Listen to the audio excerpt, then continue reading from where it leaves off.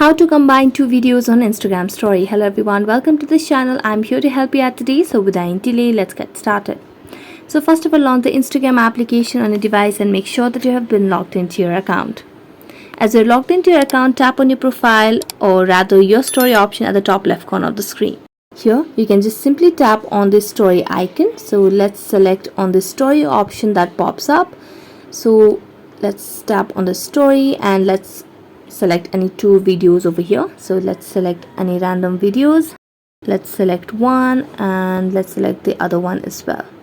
Then tap on next. And as we tap on next, here we have the option of separate.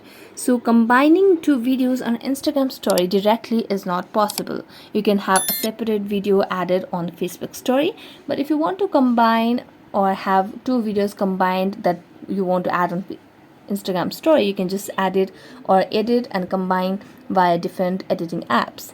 So in Instagram directly, that's not possible. You'll only have to separately add both the videos on your Instagram story. So that's it. Thank you so much for watching this video. See you next time.